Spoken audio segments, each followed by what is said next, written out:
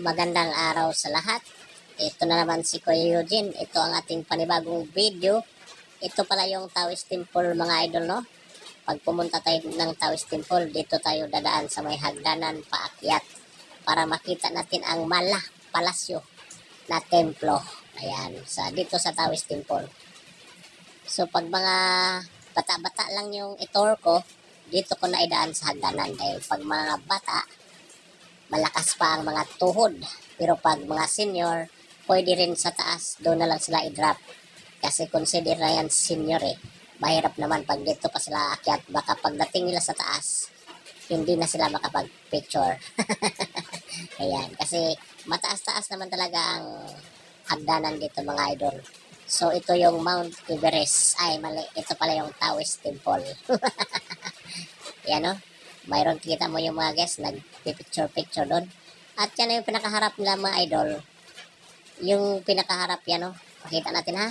Ayan. So dyan sa harap nila, bawal magpicture doon sa loob kasi ano yun nila, prayer area. So lahat ng mga prayer area dyan, di kayo pwede makapag-picture at may nagbabantay dyan. Puhulihin ang cellphone nyo. Parang ganito, huli ka. At dito naman sa kaliwang bahagi, ayan, ang lawak dito at napakaganda. Ayan, oh. Sundan nyo lang yan, mga idol. Pero kung bago lang kayo ni Kuya Eugene, oh, pakipollow naman sa ating Facebook, andun sa ating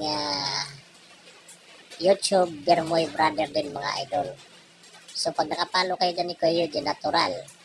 Saan man ako naroon, makikita nyo rin yung mga pinopost ko na mga tourist spot dito sa Cebu. So kahit hindi pa kayo nakapunta, nakita nyo na, di ba? So pag ma-encourage kayong pumunta, yun, mag-comment lang din kayo sa ating comment section dyan sa baba. Ito naman yung portion na paakyat mga idol sa pinakataas. Ito naman yung pababa na pinanggalingan ko. Pinakita ko lang sa inyo. At dito na tayo sa pinakataas, no? Dyan sa pinakataas mga idol, nandyan yung artista. Ayan o, yung naka-blue. Yumuko siya kasi ayaw niyang makita sa aking camera. At itong area na to mga idol, nandyan yung wishing well. Ayan. So, magtapon lang kayo ng 20 pesos dyan pag mayaman-yaman kayo. May coins na 20. Pero kung gusto nyo piso-piso lang, mayroon din dyan.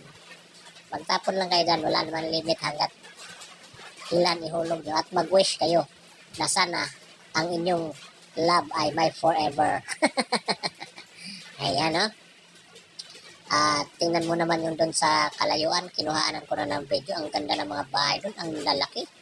Kanino kaya yan? Hindi natin alam. Di ba yan kay Boss Bill? Andin yun mga idol, no? Hanggang dito na lang ang ating video. Ayan, pag nagustuhan yung ating video, pwede ba tayo ng isang like, isang share, at papalo na rin kay Kuya Eugene ang inyong tourist driver dito sa Cebu. So maraming salamat mga idol.